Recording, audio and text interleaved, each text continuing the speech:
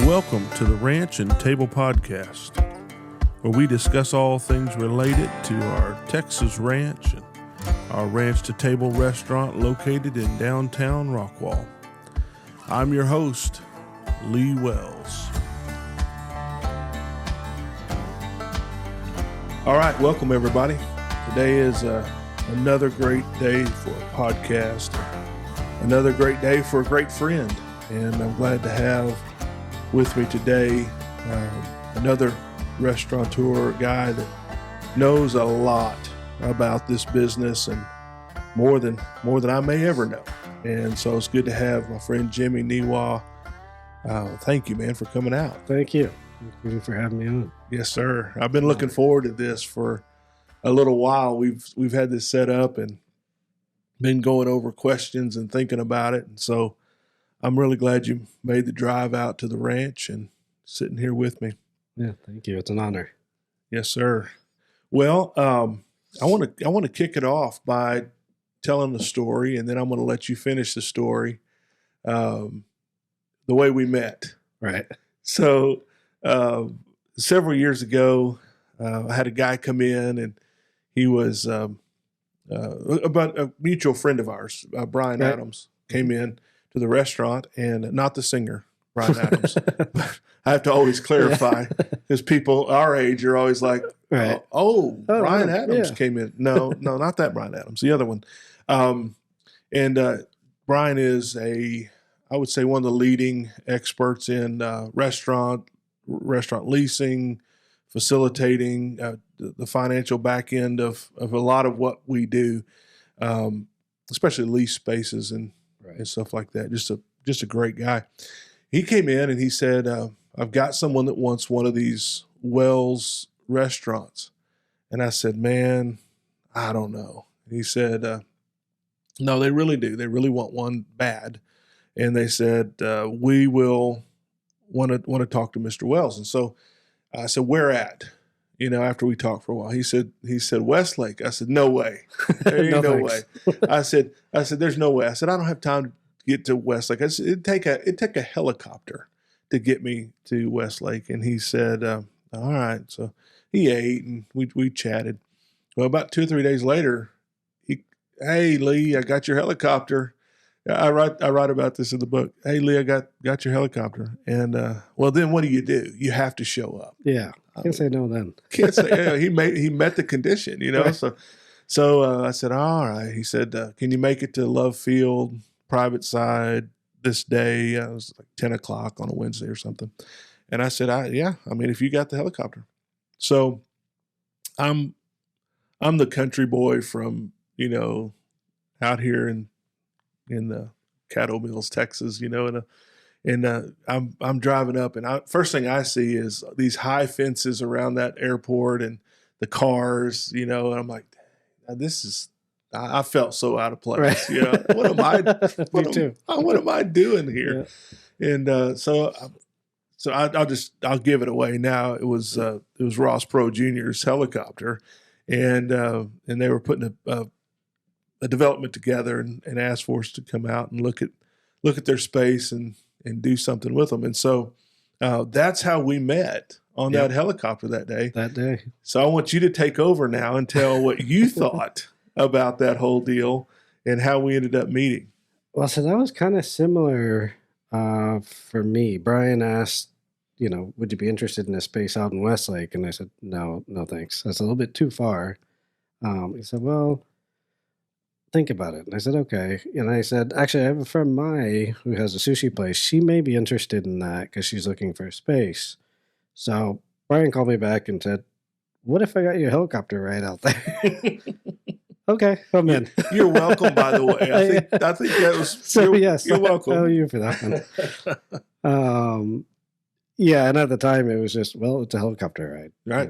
Can't say no. But obviously the place was a little bit ahead of its time, I think, when we went out there, and it never ended up getting off the ground because of COVID. Right. But I think they are going to pick that back up a little bit smaller.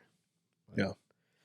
So when we met, What was your first thought? Because you know where I'm going with this. Yeah. Yeah, I know. I want to hear your side of this story. Well, it was Brian really didn't tell me who else was coming. So, and I didn't really ask. He said, you know, we're going to get your helicopter ride out there. So I said, okay, I'm in. And obviously my friend Mai was coming too. We met there. I called her and said, are you here? Yeah, okay. I think everyone's inside. So we went inside. Obviously there was Brian, and then there was you, and then there was Javier. Yeah. You know, my first thoughts were, wait, what's happening here? Right. Is everyone here restaurant people, or, you know, what's going on here? What's this country boy, what's this cowboy doing in these boots? Yeah. And then Javier as well. Right. A very different group of people, but obviously a very fun ride out there, and, you know, we all still talk. I still see Javier quite a bit too. But yeah, it was a very unique experience, and, you know, obviously I wrote a little bit about it in the foreword. Right. But, you know, at the time I thought, well, it's a helicopter ride. I don't think I'm gonna have much to talk about with these guys on the helicopter ride, but you know, obviously that's where our friendship began, and kind of had discussed food. Obviously, that's our go-to and what brought us all together. And I think our love for beef. You have a unique love for beef, and I do. Wagyu and the finer things of great flavor, and so I wanted to open with that story just because that's what gets us together today, all these years later, is that day we met. But then, of course, I went over and saw you at your restaurant, or went to the restaurant there. And for those who don't know, Jimmy owns Niwa Japanese BBQ. Yep. And it's in Deep Ellum. A really cool place. Just a really cool place. You cook at the table.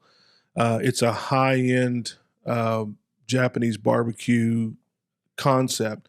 And so you can have, what, A5? We do. We have A5, occasionally A4 Wagyu. A5 is the highest grade. A4 is the next one down.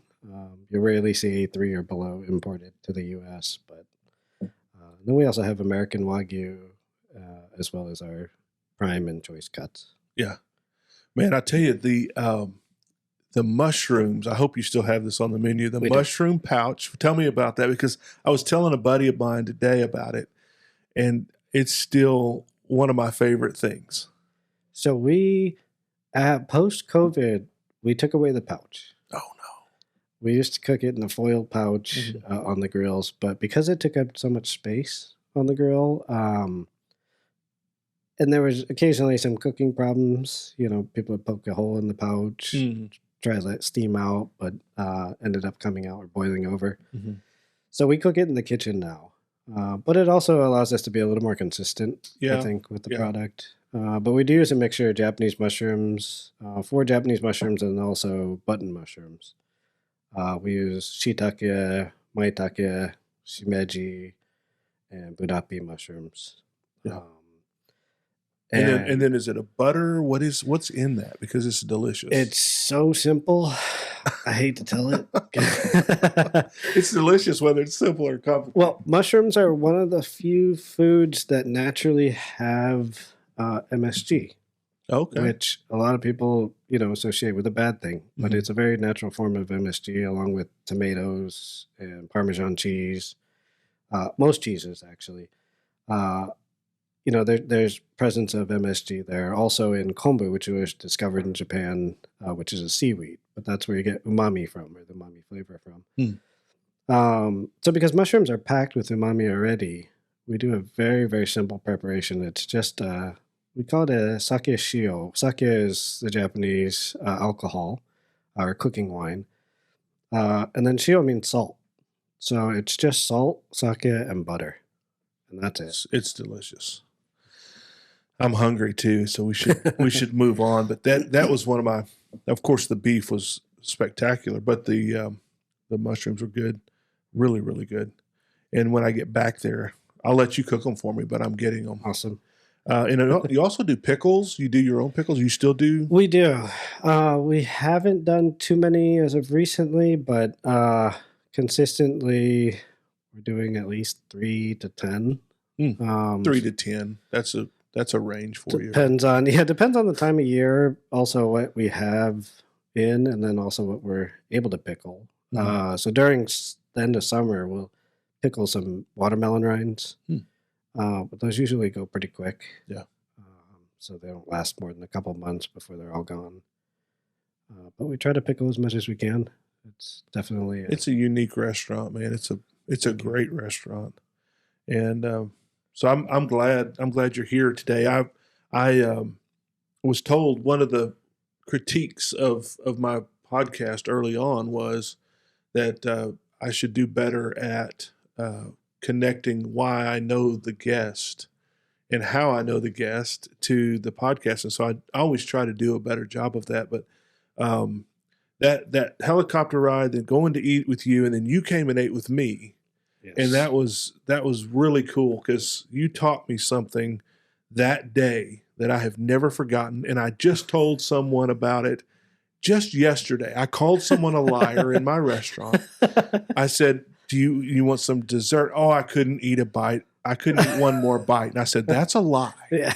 And they looked at me and they said, "What in the world did you just say?" I said, let me prove it to you. I said, I have a good friend who told me that there is a word we don't have in English that you have in Japanese, and we don't have an equal to it.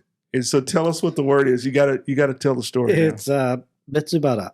So betsu means other, and bara means stomach or belly, which is a literal translation. But what it means is you always have room for dessert. I love it. And that's kind of just a very common saying in Japan, of, "Oh, I'm so full," but that's about it. So I'm full, but I've got a little room. I've got another stomach ready for specifically something for dessert. Yeah, I like it. And it's so crazy to me that of all words we don't have in America, that's the one we don't have. I mean, have you seen us? We're like dessert people. And so I want to have that. I want to put a sign up in my restaurant: "Stop lying, bits of butter." That would be awesome. So in that culture, you have it's a known thing to have a little dessert, just some little ice cream or just something sweet. Yeah. Is that what that means? Yep, almost always. Japanese are huge on sweets. I love it.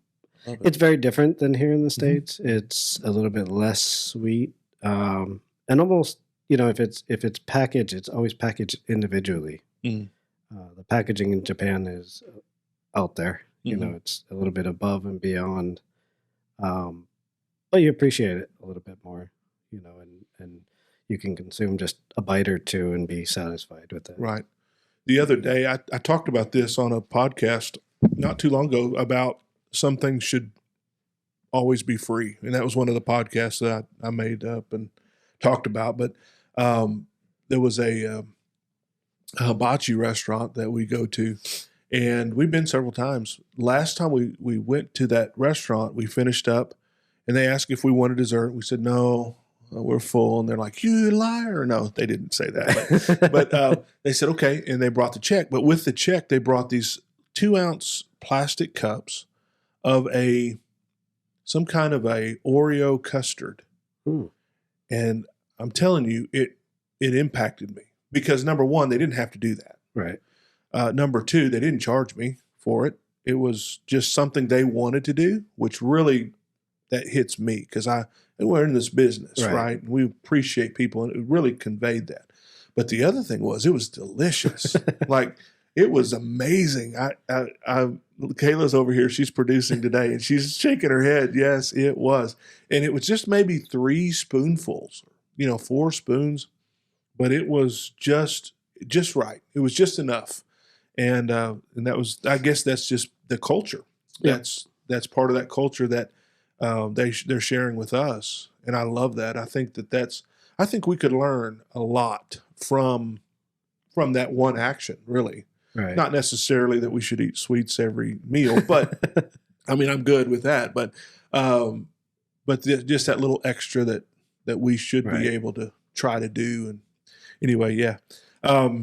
Man, I am glad you're here today. I've been looking forward to this. This might end up being a longer podcast today, just because we're going to talk about so much. But it's fun. A couple things that we've talked about recently is, um, how we know each other, our journey together, and then I asked you if you would write the foreword to the book I just wrote, and if you have that book, this is the man who penned those words. And it starts out so cool. We met on a helicopter ride. I thought that was so We good. had to put that in there. That was great. That's a great opening line. I mean, how are you not going to read at least a couple more sentences after you see that? But I appreciate you doing that. Thank you. No, absolutely. Thank you. It was an honor. People don't know this, but you also pre-read it and then gave some insight and gave some words of encouragement before it ever published. And I had several people do that, but I really appreciate you. I know how busy it is in this industry, and thank you for doing that for Absolutely. me. Really, it meant a whole lot. I want to hear about your culinary journey. I want to hear a little bit about how you got started and what brought you to where you are, because I think people listening, even if they're not restaurant owners, there's a lot of entrepreneurs that listen. There's a lot of people who just are interested in the journey of that people take and what gets them from A to B. And tell us kind of how you got started and Right. and how you got to this point. Well, growing up, I was somewhat of a picky eater. Mhm. I wasn't so much into food. It was just something we did to stay alive. Um, and it wasn't until my father passed away when I was 11. My mom had to work longer hours at that point, and we were eating terrible. Junk food, pizza. Of course, my mom would try to make something, and we wouldn't eat it because we had no supervision. So whatever it was, Right. I'm going to leave this in the refrigerator, and then you don't eat it. Right. Exactly. Right. I get it. And then at some point I said, I don't feel well, eating like this all the time. So I asked my mom to teach me some of the staples. One of them was curry, which is still to this day one of my favorites. And then another one was tonkatsu, which is a panko breaded pork cutlet. Mm-hmm. And because I just love that dish. And so after she taught me how to make it, I would make it and then end up making it for my friends and my brother. And then I made it more often. And that's what kind of got me started. It wasn't until I was going to college for mechanical engineering and I hated it. I did an externship, and it was, I think, 4 days into the externship where I said, I don't think this is for me. So you made it all the way through college? I was in college. Yeah. It was, I'm sorry, it was more of an internship because it was during college where I was trying to see, which kind, and it was actually for Honeywell, which obviously is a pretty big company. Sure.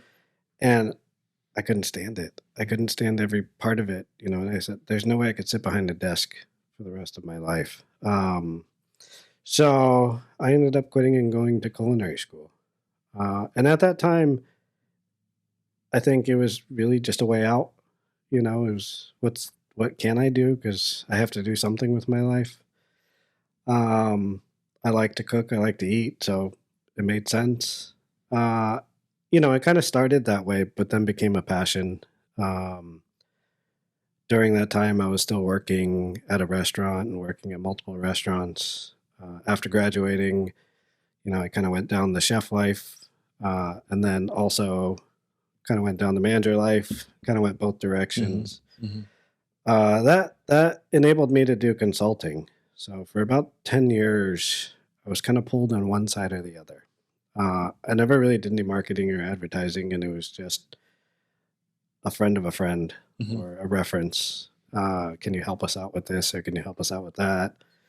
In most cases, I'd start in the kitchen and then end up doing the front of the house or vice versa. So kind of going back and forth. I also worked for some nightclubs at the time, so it kind of gave me exposure to all aspects of the industry. And that was kind of it. When we moved out to Texas, it was to open up Niwa and to do a Japanese barbecue, because that allowed us to do the good thing about Japanese barbecue is you can do the lower level and you could do the top level, and it essentially it's really just a grill in the middle of the table. So we have options. You know, we have a lot of opportunity there to do different things, which to this day is you know, is very fun for us because in the kitchen we can kind of experiment too and make new dishes that aren't going to make or break us, but we can still do it. I like it, man. So you've done a lot all the way up through in consulting. You did that for 10 years, you said? A little over 10 years, I believe. Consulting. Helping people figure out what was wrong with or how to make more money? Or? Sometimes it was just filling in. A chef had quit or a manager quit or was fired. Can you come help us out temporarily? And sometimes it was a real consulting. We need help with our food costing or P&Ls and operations. Right. Even labor laws. Kind of just went in all aspects. That's interesting. Yeah. Yeah. So I guess when I asked you to read the book that I wrote, I didn't know that. And so, man, I asked the teacher to read my report. No, oh, that's why it's awesome to me, you know, because like I said in there, it's a great reminder of the things that I think we all forget, you know, as we go through this and we deal with restaurants over and over, businesses over and over. It's great to hear that, you know, and from a very fresh perspective without sugarcoating it, you know, is just straightforward to the point of what these, I guess, problems and solutions are. Yeah. Well, I don't know if I'd have asked you to read it if I'd have known that. I don't know if I would have put myself into that position if I'd have known. But I Very did. well written. I did appreciate all the feedback and help because I didn't think I could do it. First of all, I really didn't think I could write a book. Until you do one, I don't know if people know you can do one or not. You know, it's like a restaurant. Can I do this? Yeah. I don't know. We'll see. Yeah. And so at that point, I had already written most everything and basically just our story and our experience and kind of how we handle the different challenges that come up and what we do with them and hope to be an encouragement to somebody else as they're going through those things. And that's kind of the basis of the book, I think. But it's interesting to bounce that off of someone with that kind of experience and then hear back. So it was pretty cool. It's pretty cool. Thank you. Pretty cool learning that today. I genuinely appreciate reading it. It was, you know, I started and I kept getting interrupted.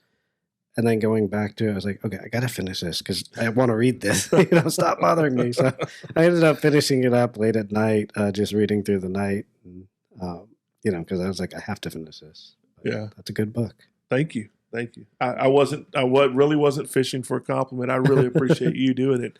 I appreciate your journey too. It means a lot when you get to know somebody, know what they've done, you know, and like we were sitting here talking before we started, and I told you about doing video and stuff before. I mean, when you start digging into people's experience and what gets them to where they are today, it's a lot more complicated than people think. Sure. People think, well, this guy he wanted to open a hamburger restaurant, or this guy wanted to run, you know, his own thing. He didn't want to work for somebody, or you know, people think simplistic like that, but a lot of times. Most of the time, if not every time, there's a whole lot more to the story as we get into it a little bit more. So it's interesting. I want to hear about your trip to Japan and the butchering certification that you got or whatever. Tell us how that happened. You got invited to. Yeah, it was. I still don't understand how we got so lucky or how I got so lucky, but. Japan has a lot of programs, government subsidized programs, and Wagyu is one of them. You know, that they spend a decent amount of money into to get exposure to the rest of the world. And one of the programs was with Toriyama Farms out in Gunma, and so there was 10 people from the U.S. that were selected to travel to Gunma. And it included a first-class flight, which is amazing. Yeah. and then all our hotel stay and travel and food and everything. I don't know if I spent anything except a few souvenirs, but otherwise everything was paid for. Um, and it was just an amazing trip. We went out to Gunma and we visited Toriyama Farms, and then we went to, and I'm not sure if it's K2. I believe it's K2 is a facility name. There's four major butcher butcheries in Japan that do all the Wagyu cattle for exportation. And there I was able to, they give you the class, and then they give you a test, and then you have to get dressed all the way through with everything, and then go out there and, watch the presentation, and then they allow you to do some cuts too. And then after that, you're able to get a certification if you'd like. So we got their certificate and everything. It's just a really cool thing. It doesn't really mean much. I don't think they'll ever let me back in there, but I'm like, no, stay out. I don't know. That'd be something to hang on the wall for sure. Yeah, right? it is actually. Well, it's not hanging on my wall right now because the frame got broken. Yeah. We had a fire a few years back, so I still haven't replaced it because it's kind of battered up. But another story. Yeah. Well, yeah. That's cool. In the country pays for it. I believe it's all subsidized by the government. I'm not 100% sure. It could have been through our vendors, which was Owano meat distributors, but I'm not 100% sure. But that is for getting their, I guess, marketing, like Japanese marketing to the world. Right. That's cool. Yeah. And we did buy quite a bit of their beef, but I don't imagine we were their top buyers. Yeah.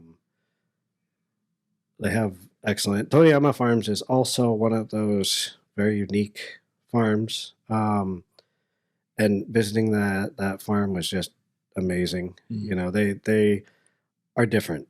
They're not the standard, here's the recipe and here's how we grow our cattle and feed.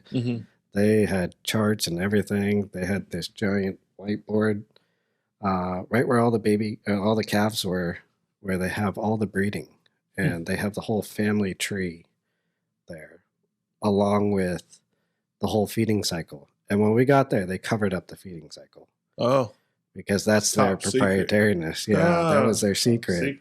But we could still see all of the family tree and kind of how they're breeding, and you could see the difference. And they talked a little bit about it, that picking the prime bull and the best heifer, that was not the best way to do it. They had to look for certain characteristics, and they also don't find out for another 28 months, right? Of how it's going to turn out. Right. So it's a long process. Yeah. And it's not exact either. Breeding is one of the harder things in this whole industry, and it's because it takes so long. Right. Yeah.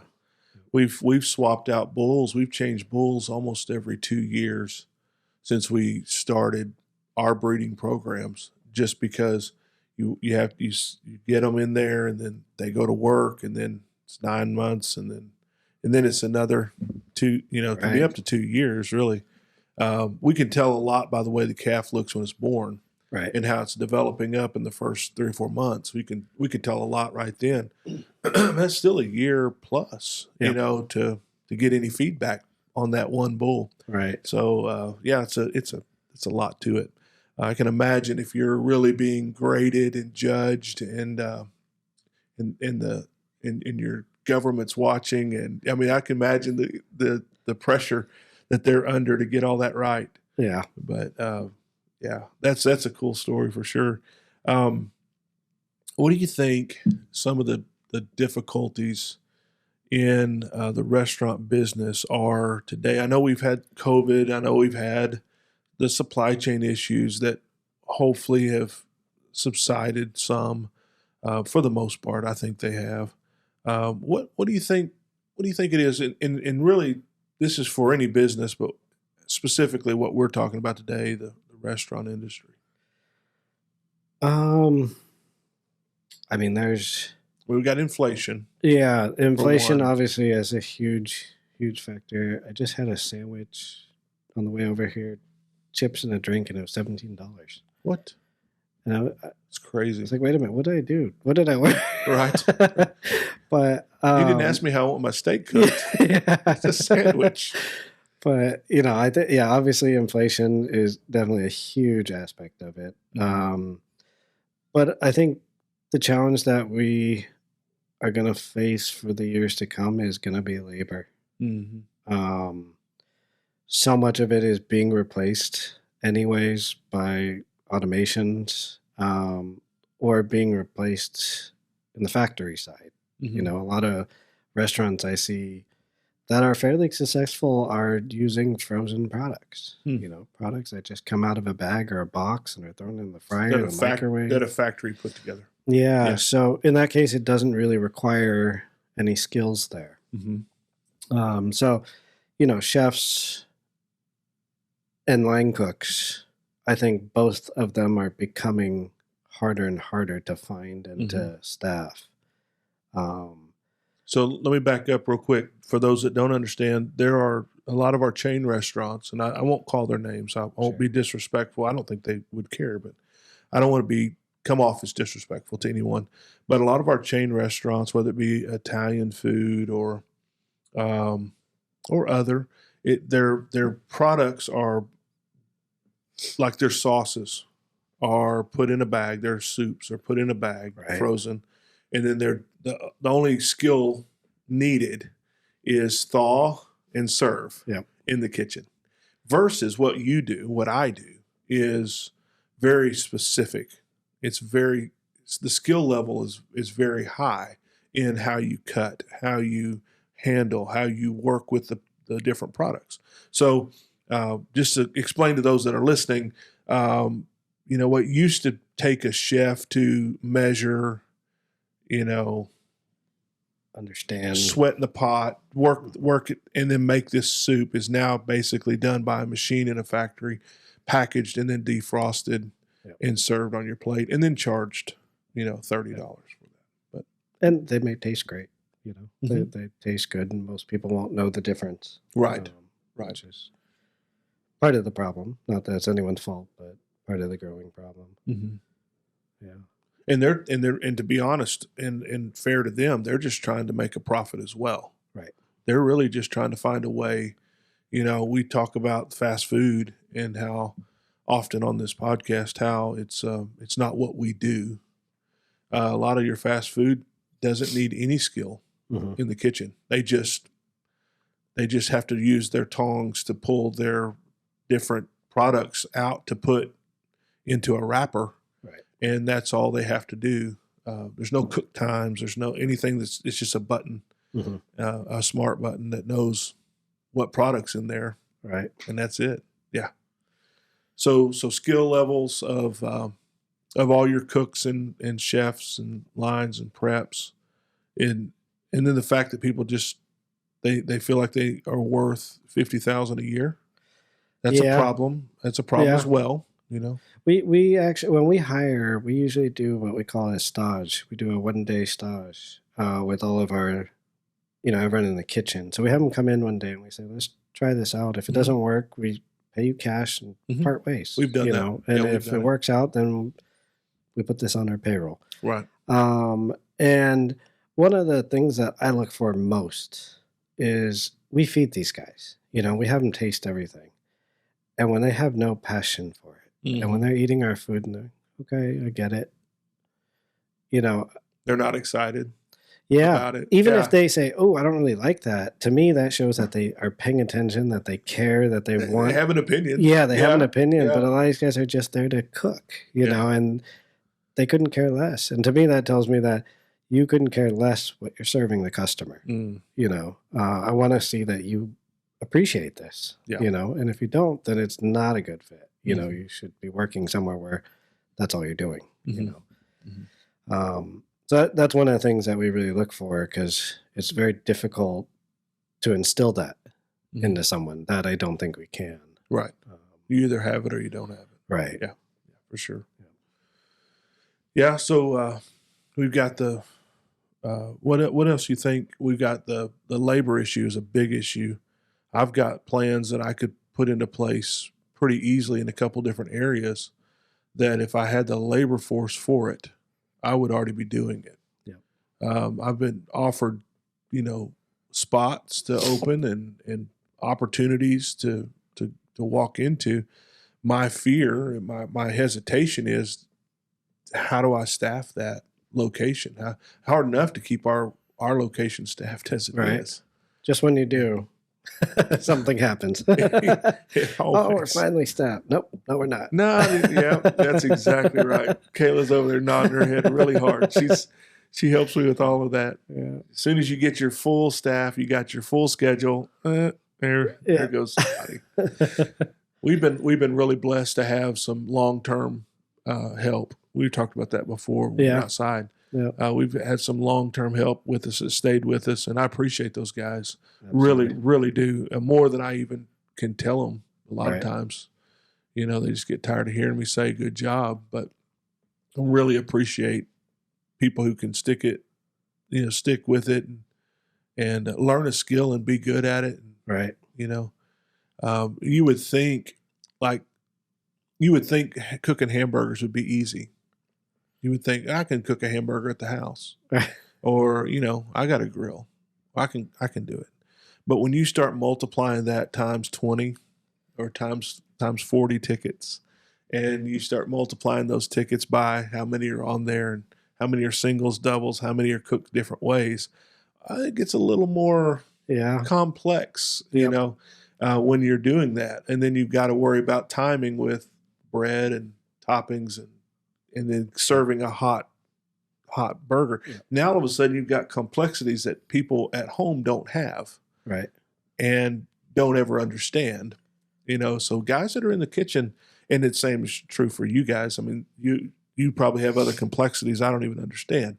But even something as simple as a burger is not simple when you start running a house full of folks. Absolutely. Yeah, I get guys who ask me all the time if I'm in the kitchen, and I do. I try to be in the kitchen often. But the reality of it is, most of my guys, the three main, I shouldn't just say guys because one is a girl. Oh, right. It's a generic term. All the three of them in the kitchen have been with me for 5 years now, at least, between 4 to 6 years. Mm-hmm. So they'll do circles around me. Yeah. You're in the way. Yeah. I've created some of this, but I have to ask them, wait, what goes in this? Or how do we do this? Right. My manager laughed at me the other day because I had to ask one of the guys, how does it go? And he said, didn't you create the item? I said, yeah, but they're the professionals, not me. I get it. I was just thinking today, I think, why I'm not at the restaurant so much, because I feel like I'm in the way. Yeah. I feel like I stand around and talk to people and get in the way because they run it so well every single day without me there. Yeah. I was there this week a couple of days. I was there yesterday after an event I did, and I took a couple of orders, and then I stood around and talked to customers because they didn't need me. They get out of the way. Get out of the way, Lee. Stand over there. Oh, isn't this my restaurant? Yeah, but it doesn't really matter because they can run it, and that's a blessing. That's Absolutely. That is so good when it happens like that, and we're so grateful to those who do that, work hard, and of course we try to give as much as the budget allows for them. We want their families taken care of. We don't want them to be without, but the budget sometimes is what it is with the markups and you can't charge as much as you'd like to for anything, really, the way it is now. Talking about inflation, all of the prices of everything has gone up. Nothing is excluded. Yeah. Everything from paper goods to, I was telling someone before the podcast, they were asking about a price on a feeder steer, and I told them the price, and they're like, well, for a feeder steer? I'm like, yeah. Because 2 years ago when you bought one, it's just about doubled what cattle are costing now. Nothing you can do about it. It's just part of it. I wish that I could have doubled everyone's salary. Mm-hmm. I really do. But it doesn't work that way. and I can't double the price of my menu Right. and stay in business. So it's really a juggling act to try to take care of folks the way you want to and still be in business next year. Right. You know, it's tough to do it. But you know, what do you think? We talked about COVID. What do you think of those complexities will be with us forever? We've gotten through a lot of it. We've gotten back to normal. I think there's a lot that has returned. I think one thing that will never return, and not just because of COVID, I think COVID just magnified it, is social media. Yeah. You know, I think anyone who spends enough time on social media has enough time to appreciate someone else's life, you know, and I get it. You know, I fall in the same category sometimes where every time I open up social media, I see someone on vacation. Mm-hmm. And I'm like, wait a minute, where's my vacation? Yeah. You know, but this is the one time that person is going per year in general. Right. It's just, you know, if you have 365 friends, you could find someone every day of the week, right. every day of the year. But I think that kind of envy has created some problems, you know, where that's not the reality of things, you know, where people want to enjoy life more than before, you know, where hard work gave you reward, you know, and you got to take a vacation because you worked hard for this whole year and you took a vacation. Now it seems like people want to take 2, 3, 4 vacations a year, and they feel entitled to it. Yeah, and it's a normal. Like what this guy's doing it, or so and so's doing it, or you know, and I think that is going to be very hard to get back to normal because as social media grows, it's easier and easier to see these things. Right. I just saw a guy that I know, a good friend of mine. He's on a vacation. He's on a cruise, and I saw a video today of him standing out there in the, you know, letting the waves go by, and I thought, I want to be on a cruise. Yeah. I get exactly what you're saying. I want to be on a cruise right now. I could do that this week, but I can't. But yeah, and I think the other thing that happens is our expectations of reality have shifted in the service industry specifically, and people have, for some reason, they're holding. I don't understand this. Maybe you can explain this, but why is it that a fast food restaurant can get your order wrong every time you go through the drive-thru, and they can forget your ketchup every single time, or forget a straw? I mean, come on. There's one thing you do every order. It's a straw, and you forget the straw, and we go back, and people go back, and they don't get on Facebook and they don't get on social media and say, oh, you know, these guys at fast food XYZ. But yet you or I make one mistake, and we even own up to our mistakes. Right. And we get beat down for it. I mean, a 1-star review because, you know, whatever. And I think that we see that on social, that's the social media climate that we're in as well. Yeah. Is reviews. And reviews are one of those things that they're forever. You can't ever get rid of them. And people just don't care. They're almost wanting to hurt sometimes. And I don't know. It just seems like that's part of the social media climate as well. I agree. Yeah. I think a big aspect to it too is that, you know, there's 5, let's say 1 through 5, the 1-star to 5-star reviews. And I think if someone were to write just 3-star reviews, no one would really pay attention. And, you know, when we review our reviews, we look for the 4s and the 2s. And the reason why we focus on those is because I think there's some genuineness there. There's people that say it was a great experience, but you missed the mark on something, so we're giving you 4 stars. Right.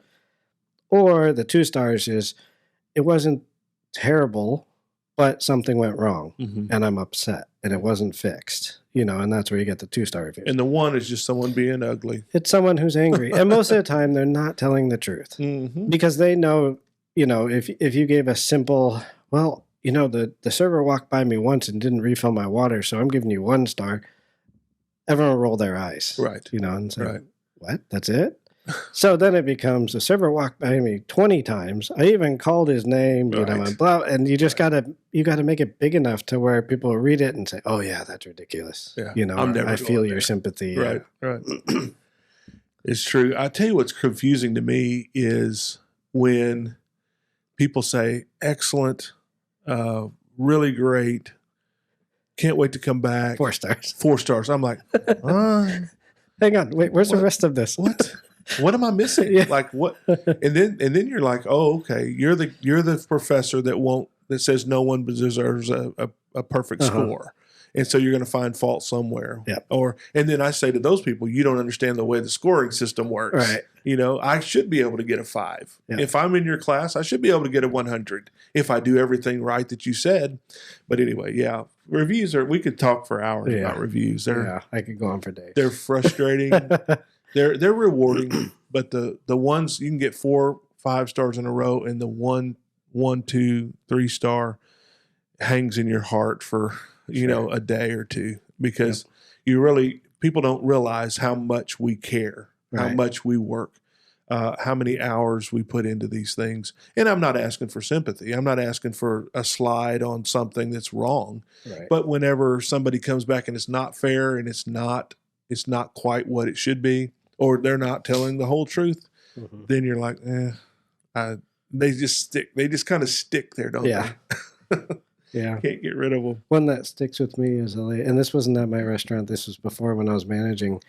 She gave us a 3-star review and said, I was sick, so I couldn't taste anything, but all my friends really loved it. What? And so she gave us 3 stars because she was sick. Because and she was couldn't sick. taste it. You know what my reply would be? This is not what a review system is for. I'm not allowed to stop. reply. Please stop. I'm not allowed to do that anymore. On replies, I can tell you one of my philosophies is, and you know this because you read the book, I think that, and I don't know how y'all do it, but I think that we should reply. And I think that we should be honest, and we should take our lumps when they come. We should stand up and say, yeah, we can do better if we did that. But then I also think that we should correct some things that are complete lies or mistruths. Well, we went here and it was a $20 burger. No, sir. It's a $9.50 burger that you add things to. I don't think you could get it to $20. Right. Just for the people reading later. Right. Let's be fair about the numbers. And so I think we have a responsibility as management owners to say something back and be heard. I think it's good for our business. There's several people in our area that just don't reply to anything, and I think I don't know. I don't necessarily agree with that, because how can I gauge what these things mean as the guy reading them later? Right. At least if you see someone that's engaged, they're at least engaged. I don't know. Everyone has their own philosophies on all of that. Let me ask you this: What do you think the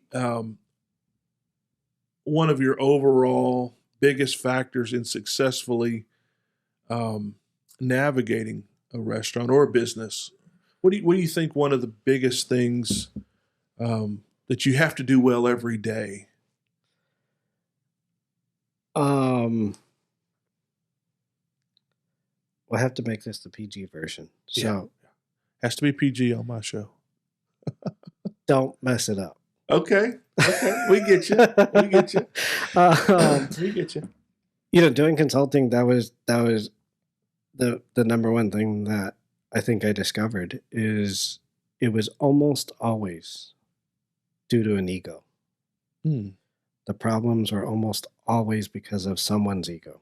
It could have been a chef, it could have been a server, it could have been a manager, it could have been the owner.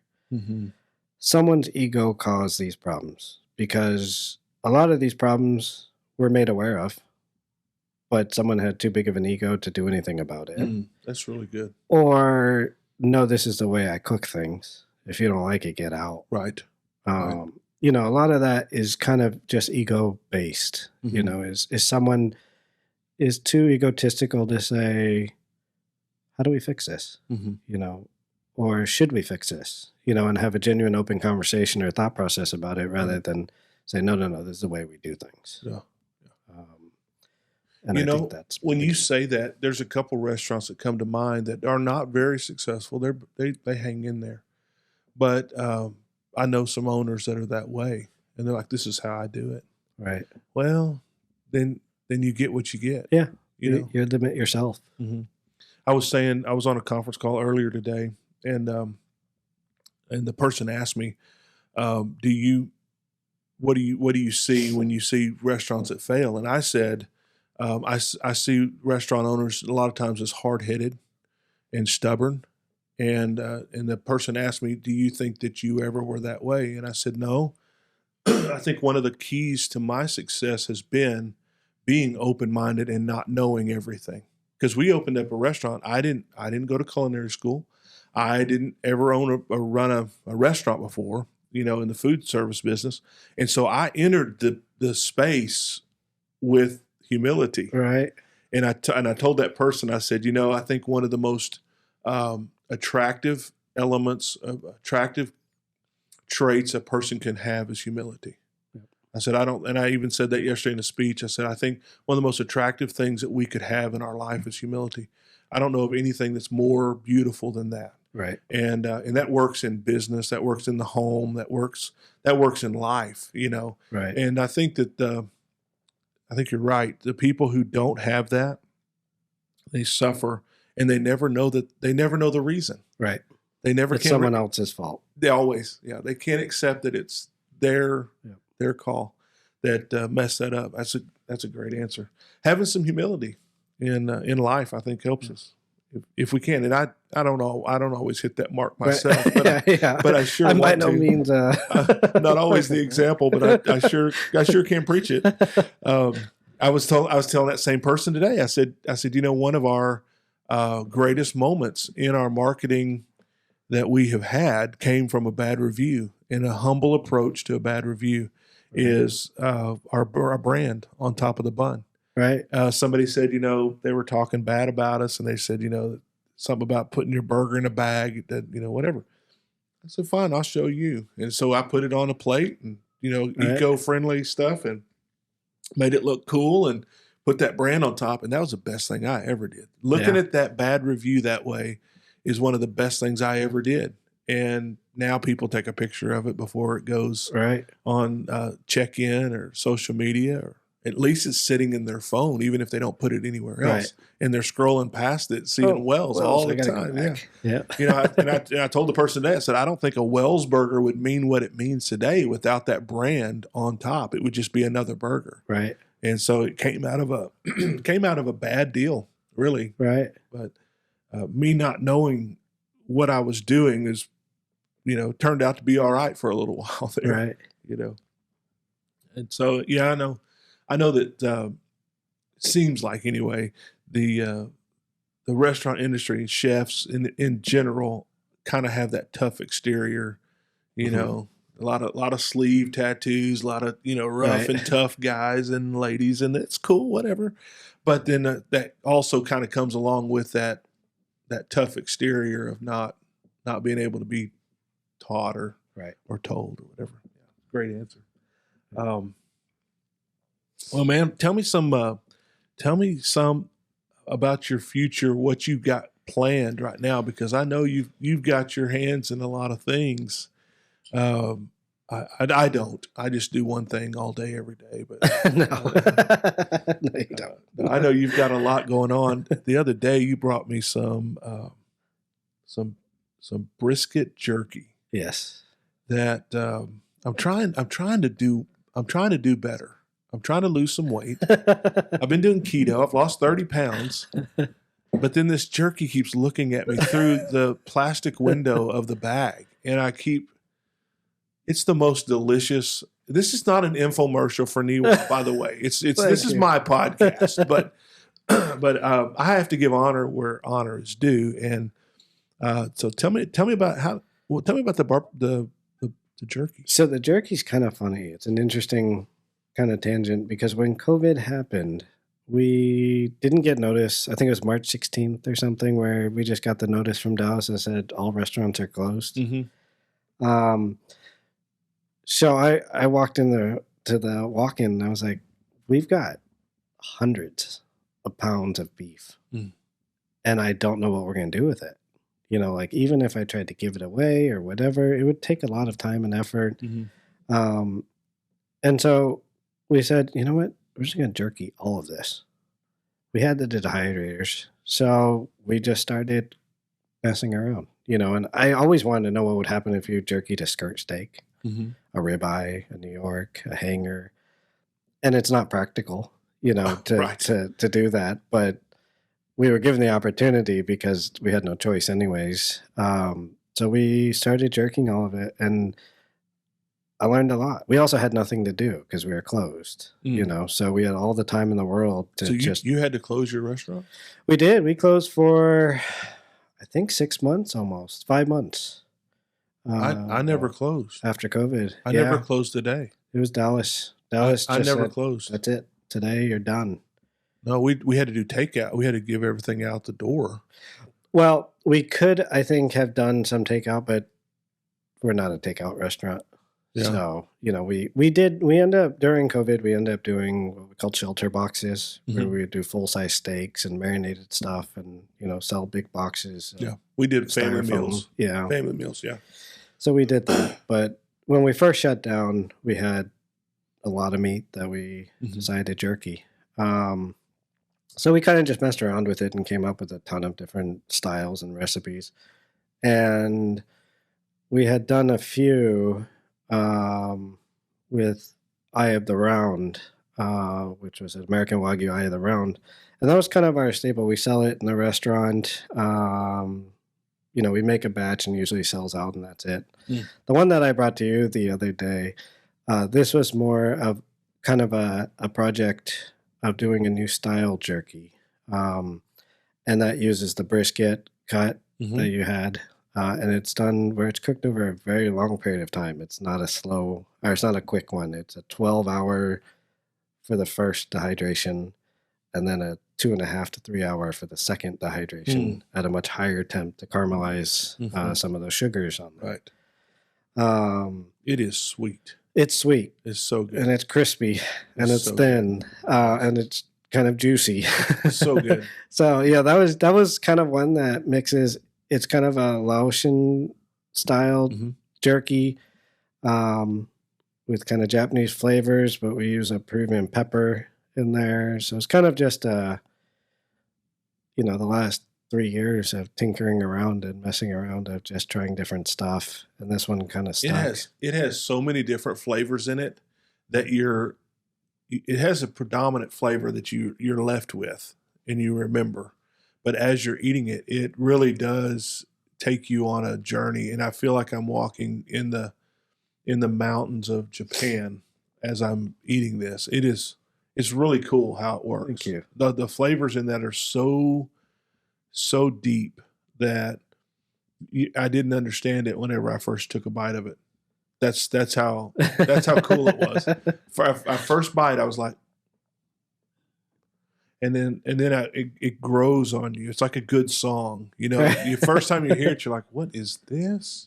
What is this?" And then you hear it again, and you hear it again, and you hear it in a restaurant somewhere. You hear someone live band play it, and you're like, "That's a great song." It takes a minute because it's nothing like anything I had ever had. I talk about this, and I don't want to get back to your jerky story, but I talk about this because I think it fits right here. A lot of people are closed-minded; they don't know that they are. Because you have to actively open your mind to receive new things. And I talk about this in another podcast, but if we don't allow ourselves room for our brain to understand that this is good and this is something that I can also understand, then we'll be picky eaters for one, and we'll be narrow-minded people. And so I started eating that, and I thought this is different. And about the third time I ate some, I was like, I got to put this up because I'm going to eat the whole bag. And I want to tell you, this is true confession today. I said, I already ate 2 pieces of this, two pieces about like this. And I thought, well, I'm out of ketosis anyway. So I polished off the bag. I ate the whole bag. And it was, I don't even regret it. I've got some more in there. I've stayed. I haven't opened that bag on purpose though, because as soon as I open it, it's going to be gone. And I haven't really shared it much with the family. Well, I brought you some more. Oh well, you shouldn't tell them. Oh, I mean, I didn't. Right. But it's like my bacon blue burger. Did you have that when you came? I did. So the bacon blue burger is weird. It's different. Yeah. And it messes with people's heads.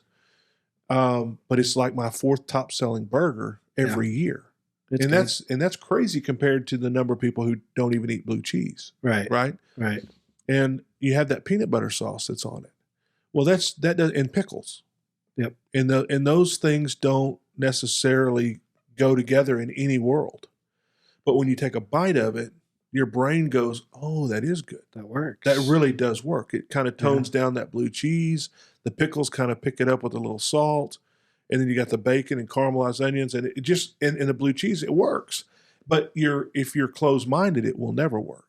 You have to kind of give yourself room to say, oh, that's not bad. Yeah. That's exactly how I felt about your burgers. You know, we talked about that. Is I had apprehensions as a chef. Putting all those cuts into a burger is like, why? Why would you do that? That doesn't make sense. Mm-hmm. So when I went out there, I was definitely like, well, I'm sure it's going to be okay. Mm-hmm. You know, it's not going to be bad, but I don't agree with the process. Right. I don't agree with putting filet and prime rib. Yeah, take out brisket. that rib eye. Take out. yeah.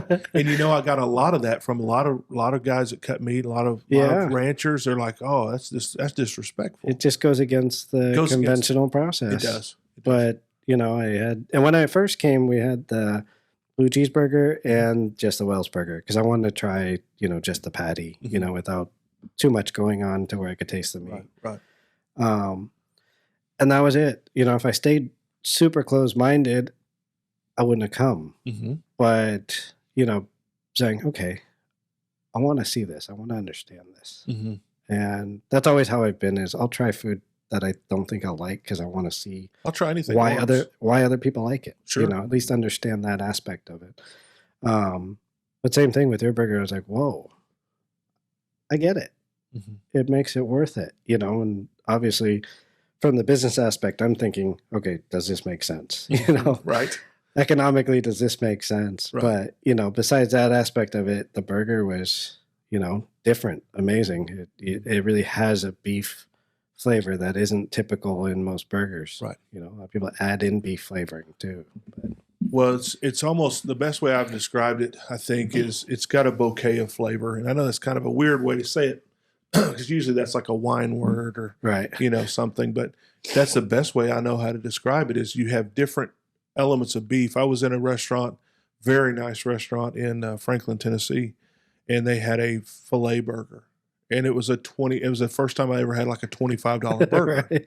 Now this was, you know, I don't know, 8 years ago, 6 years ago, when nowadays I think you could probably find $50. Yeah, it's probably $50 now. But they grind their own. It's a nice steakhouse. I don't know, 21 day age, 40, whatever it was. It was beautiful. And I took a bite of it, and it was as one note as I have ever tasted. Right. And I don't mean that disrespectfully. It is what it is. It was a good note, but it was a one note burger. And most of what burgers you're going to eat are a chuck burger, which is a one note burger. Right. And then when you get to ours, then you start tasting the different types of beef that are in it. And you can actually taste that. Right. You can taste multiple tastes of beef, which makes it an interesting, I believe, the highest quality burger that someone could have. I would say it's a higher quality burger than a filet burger. Right. Or a ribeye burger. Absolutely. Or whatever, because of all of the different tastes and there's different layers. Yeah. But if you would have kept a closed mind, you'd have never come and saw me. We'd have never been friends because you wouldn't have liked my burger. I can't be friends with people who don't like my burger. No, I'm just kidding. So yeah, I think that to wrap all that up, the way that chefs are, I think. And most chefs are that way, I would think. They have an appreciation for flavor and for a different technique. Right. And the good ones, I mean, they're gonna be game for anything. Right. You know, once. And then And then you got the picky eaters who don't enjoy food hardly at all, unless it's chicken nuggets and ketchup. So I want to be the first guy, not the second guy. Yeah, exactly. So what do you on the back to the jerky for a minute? Do you have certifications or ability to serve that? Or? We're still looking for a facility that we can get USDA approved so we can ramp up. That's a hard thing to do. But it's a long process. You're probably going to have to build it. Yeah. You probably have to have the build USDA office and everything in there. So for the jerky, you can get that with beef processing. Right. But you can't get that. I don't know where you'd find that with jerky. And I can't find a processor. Those kinds of timelines. Right. That's going to be tough. You're probably going to have to build yourself one. We were we were working with a processor with the first style of jerky, which is more traditional style jerky. And, we finally found him down in, I think, around Dripping Springs area. Mm-hmm. And he said, yeah, just go ahead and bring down the spices. And I said, oh, you just need me to give you spices? That's it? And I said, yeah, well, just give us the spices. We'll use our meat. And then it's like, well, we're using an American Wagyu. And I said, well, we'll test it with ours. So how much spices do you need? 450 pounds worth. That's the smallest batch we can do. Okay. So I drove down there with my truck bed full of spices for 450 pounds worth of beef and dropped it off. Waited a couple weeks. Called. He'll get back to you. It went on for about 3 months. At this point, I thought, well, I don't know if he kept everything. There's soy sauce in there, obviously, which doesn't need to be, can be at room temperature, but if it gets too hot, or too cold, then it's going to definitely affect it. So at that point, I thought, well, this is never going to happen, And a year later, they called and said, we're ready to run this. I don't want it. Why was it a year? I don't know. I don't know if it just fell through the cracks or if that was a typical waiting list for these guys or what, because it was kind of done through a friend of mine who also grows Angus Wagyu, F1 cattle. Mm-hmm.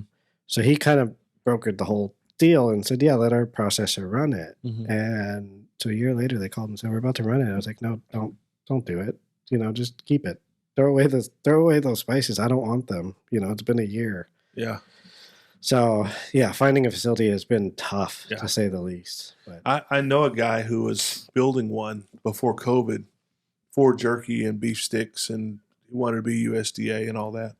I don't think he ever got it all the way done, but I'll check with him and see. Yeah, if he's got a facility, we'd love to. Who knows? He's right out here, right out of town. I'll ask him when we get done. But tell me one more thing here, and we're going to get into our rapid fire questions here shortly. But tell me some of the strategy that you use when you're developing your menus and you're moving into a new development of your. Because every restaurant has iterations. Right. They I don't think anybody would disagree with that. I mean, every restaurant starts somewhere and is at a different place today, or they're not a living, organism. They're not going to be relative to the society. And so, tell me a little bit about how you approach that in your restaurant. Well, we do have some of those seasonal staples. Mm-hmm. So some things that come through during summer and some things that come through winter that we rotate on the menu. We also like to do a menu revamp at least twice a year. If we can do more, we do. But we also created the kind of daily special side that are not daily, more like weekly or monthly. Mm-hmm. It could be daily. If it doesn't sell at all, then it usually gets pulled off the menu pretty quickly. That didn't work. Yeah, whoops. But, like I said, I try everything. Mm-hmm. Even if I think I'm going to hate it, and even if I do hate it, I still have to understand, for me, why people like what they like. Mm. And if I could get a grasp of that, there's some things that I understand now. I still don't like them, but I understand what people like about them. Yeah. Because that's food. There's some people that way. And everyone has their own taste, and Yeah. everyone's entitled to it too. You Sure. know, I can't tell someone who says I love this that you shouldn't love it. Right. You know, you Right. shouldn't like the way that tastes. Absolutely. It's their own opinion. So for me, I spent a lot of time looking into that, you know, and eating stuff that I didn't really care for. But you know, I think that's a big aspect of the restaurant industry too. When I was consulting, you know, one of the biggest challenges for chefs is telling them, I don't care what you like. Neither does the customer. Right. Uh, Right. you know, Doesn't matter. the owner is doing this for business and to pay the bills and to pay your bills. And so is the customer, you know. So it's not really your way or the highway. And you could do all that at home. Right. You know, if you're that passionate about it, cook yourself an awesome meal that way at home. But Right. in the meantime, we have to do what the customer wants, Mhm. you know, what they prefer. So that's a big challenge, I think, in the industry, especially with chefs. But for us, you know, with my team, they're all kind of on board on the same page, you know, and creating something that they can see sells and that people order two of or reorder. To us, that's something that is something to be proud of. Right. You know, not something that I feel tastes great, but something that our customers Right. feel tastes great. So I don't eat eggs. Oh, I know it's weird, but I don't like eggs. I mean, I can eat eggs in brownies and pie. Right, and, right. You know, when it's it's not eggs. I don't eat eggs, and we sell a lot of eggs. I mean, Yeah. we put eggs on. I think I have eggs on 4 or 5 of our burgers that we've got to go out, and I mean, we'll cook them any way you want them. I'll cook them any way my kids want them. I can cook eggs any way you want them, and I don't mind doing it for you. But I'm not going to eat that. Right. But I appreciate the fact that you do. Happy to do it for you. Yeah. So my menu can't be just what I like. Right. I mean, it can't. That's a good way to go out of business for sure. Yeah. Quick way. Yeah. Well, what do you think about rapid fire questions? You ready? I think so. You brought some questions. You brought something to the Yeah. the table? Kind of some one funny one, but All right. I ask hard questions. I hope no. you're ready for that. I hope I am too. All right. So you're the guest, so I'm going to let you go first, and you ask the first question, then I'll try to answer it. Okay. Well, this is kind of similar to what you asked me earlier, but what advice would you give someone that is thinking of opening a restaurant right now? Or I think more specifically, what do you think the single most important aspect to success in a restaurant is?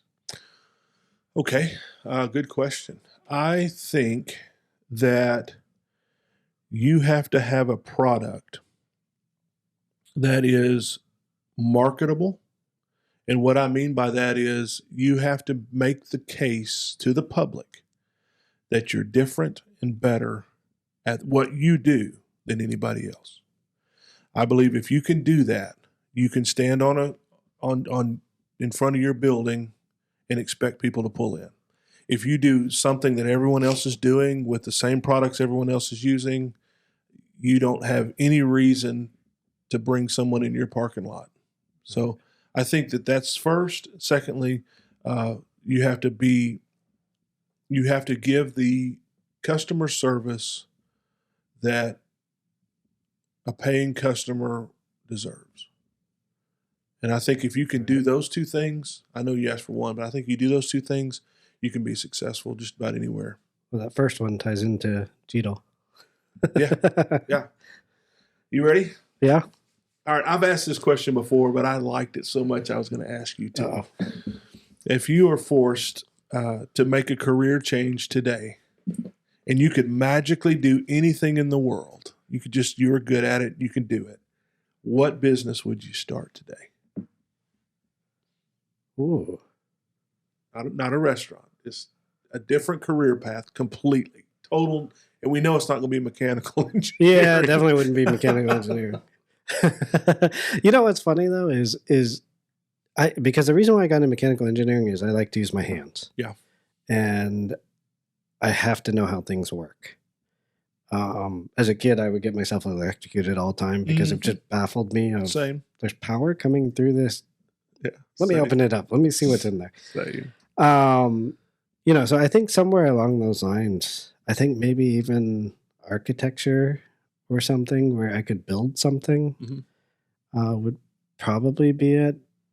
I don't know if I'd be good at it, but well, you would automatically in this world be good at it at this question. So, what's crazy is I have an engineering degree as well. Oh, really? Yeah. So, and I was the same way. I tore everything apart, and Yeah. one of the coolest toys I ever got was a big board that had all the electronics in it. It had resistors and capacitors and all. You ever seen one of those? Yeah. And you like put the wires together to make different circuits. I love that thing. I got one for my 13-year-old, and he doesn't play with it, so I just did. So you took it over? Yeah. You took it back? Yeah.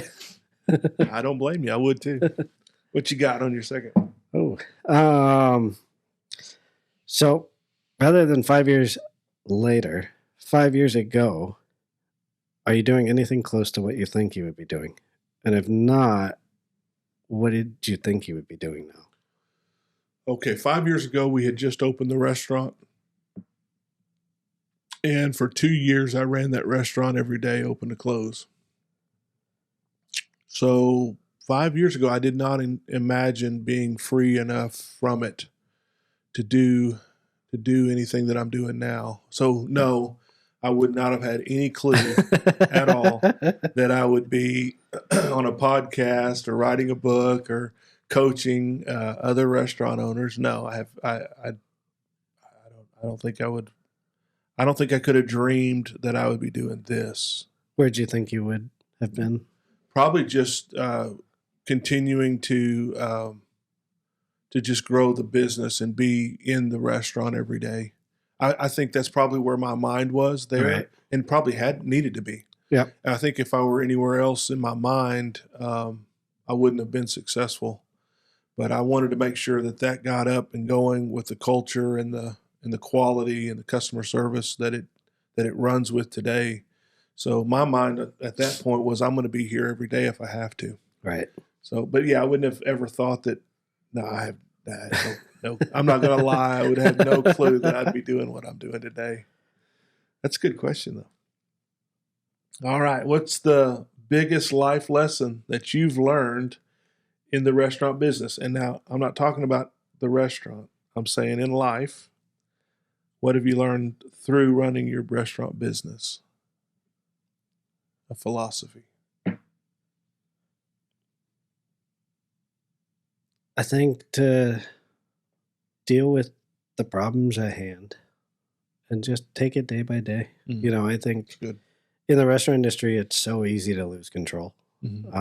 Lose control of your temper, lose control of finances, lose control of, anything.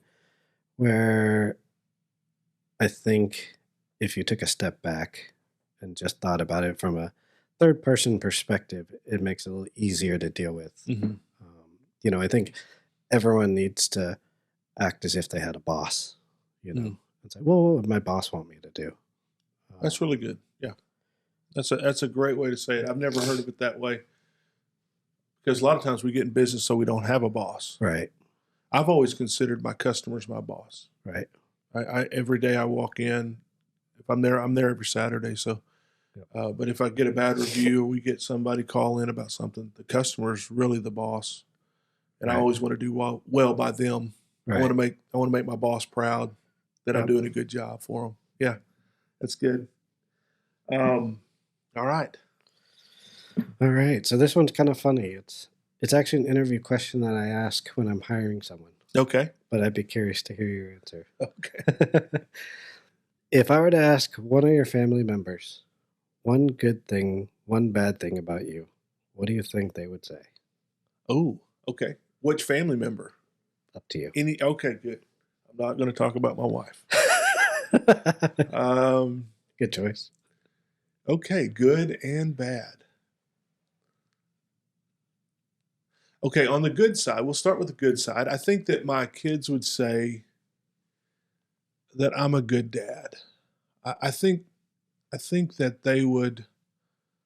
I sure try to be real and to be understanding and guide, give experience, call it wisdom, as they go through life. I think I do pretty good with that. I think they would agree. On the bad side, um, I don't think they'd say anything. I think I'm perfect. And there's the answer right there. No, Yeah. that's the answer. I could tell you what my wife would say. My wife would say that I'm always right and that I can't be told that I'm not, at the house. But no, I think that for real, I can get pretty wrapped up in what I'm doing. I really can. I can get pretty honed in on deadlines and what's coming up. And sometimes, I try not to, but Right. sometimes it's easy for me to just get real focused on the directions that I'm going. And sometimes I have to back myself up and say, wait a minute, it's dinner Right. time. These kids aren't going to be young forever. Right. My wife's worked all day. I can take a break Right. and go to dinner or whatever. And I try to do that. But sometimes I have to, they got to remind me. So I can get focused, I think. Okay. Which is a good and a bad thing. Yeah. It's not always good. All right, you ready? Yes. All right, this is going to be a Jimmy question. You're the only one that I can ask this that's ever been on my podcast. But I recognized the other day when I met your family that you keep your culture intact, and I was very impressed by that. You keep your language intact, your customs, I'm sure, to some degree. And so what would you say is the single most notable difference in the culture of the Japanese versus America? Ooh, the single most? Just what stands out the most? I mean, there's obvious differences, but what would you say is probably the most different between the culture that and then just you're in America, you're living in America, and the thing that you have to kind of go combat to not be? So I genuinely think that America and Japan are almost polar opposites in so many aspects. And I think in a lot of cases that's what attracts a lot of Japanese to come to the US. Okay. So I think the single most is probably the mentality of everything. The way we see things versus the way. Yeah. Okay. And I get frustrated on both sides. When I go to Japan, when you go up an escalator in Japan, everyone lines up to one side. And the purpose is, and these are long escalators, the purpose is because if someone else is in a rush, they could run up the escalator. Okay. Here, We got hands on both sides of the escalator. people are laying down, putting out lounge chairs. It's very different. Yeah. And just that mentality there is very different. Would you call that respect? It is. For It is. You're human being. It's also 100% necessary in Japan because of the dense population. Because of the culture, it has to be that way. Okay. It would be much more chaotic if it wasn't, versus if it was that way here. Mm-hmm. This over here, it's not chaotic. It's just the way it is. Mm-hmm. But also, here sometimes I get frustrated with some of those things too. Is sometimes it's simple to not litter. Right. You drop that, pick it up. Versus like, that's not my problem. Someone else is gonna pick it up. Yeah. Or look at all the other trash out here. Mm-hmm. But that's the mentality that causes that to happen, is everyone says it's not my responsibility. So I think mentality wise, that is a very tough thing to grasp. Which that's respect too. Yeah. Yeah. That's Yeah. respect as well. Or a lack of. Right. Yeah. Right. Yeah. Yeah. I guess respect is definitely It's the root a of what you're huge. talking about. Yeah. Yeah. And sometimes it frustrates me on the Japanese side because they're too conservative, Mm-hmm. and, They won't take a risk. Or they won't step out. Or, Speak your mind, or do what say you it. want to do. Just say it. Just be you. Quit being nice and Yeah. say it. Yeah. I can see that. I can see that. Yeah. But again, they're very respectful of your opinion, and Right. they're respectful of not being overstepping what you might think. And so, Right. from what I can tell from the friends that I have and the connections that I have, which are obviously why I'm asking this question, but they're all very, very respectful almost to a fault. Right. Yeah. Yeah. I struggle with that because I'm American and Japanese. Yeah. Sometimes I You're talk too much. Yeah. You're conflicted. Sometimes I should be more American. Sometimes I should be more Japanese. My Japanese side is really upset with me right now for saying this, but I'm about to tell you what I think. Yeah. That's great. Well, man, it's been so fun. I knew it would be. Getting to talk to you and just pick your brain and talk about stuff. I appreciate your passion for good food. I really do. That's one thing that stands out about you is when you go to your restaurant, you sit down, every detail's been thought out, the way it looks and feels and the way it sits and you can just see the way that it's done. I think you explained to me one time that you got like ventilation systems under the table. We do. It's a downdraft system. So rather than the air being sucked up, which causes smoke and smell, everything's sucked down through the ground. See, that's genius. I didn't think of it. I don't care. I'll take credit. You have it. I didn't come up with the hamburger, but you know what? I serve them. But it's just the details like that are. We went to a restaurant, and not to throw any stones, but we went to a restaurant a few months ago, and it was a different style. I don't want to say Korean. Maybe it was Korean barbecue kind of a place, and it was the first time I'd ever been to that style of restaurant, and it really wasn't for me. It really wasn't for me. I didn't care for the way, because I had been to like places like yours, and there's another place or two that we've been that have just handled things just really, really well. And then you go somewhere that's almost like a Golden Corral style idea. I know what you're talking about. Just like, let me throw some stuff at you and you eat it. Yeah. And I shouldn't have said Golden Corral. I didn't mean it that way.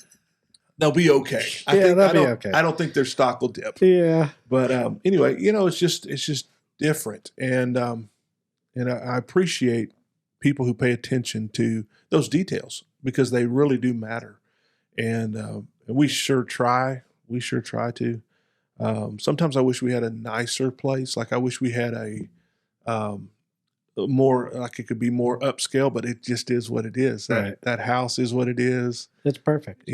I wish that we could do things. I wish we had more seating to where we could not be so crowded into places. But you know what? Crowding is a good problem to have. It is. So better than the vice versa. Yes, we deal with it. But man, I appreciate your philosophy, and I appreciate your friendship. You too. Years. Thank you. Thank you for having me out here. Thanks for writing the foreword in that book. Absolutely. Yeah, I hadn't shown the book on the podcast on these new cameras yet. Let's see if I can. There it is, right there. And go out and buy it. Yeah, if anybody needs it, you can get it at leewellsofficial.com and or Wells Cattle Company, wellscattleco.com, or you can just come by the restaurant, grab a burger, grab a book. If I'm around, I'll sign it for you. And man, it's been great having you. Thank you for coming out. You too. I appreciate it. Yes, sir. And so I'm Lee Wells on the Ranch and Table Podcast. Until next time, we say adios, farewell, goodbye, good luck, so long.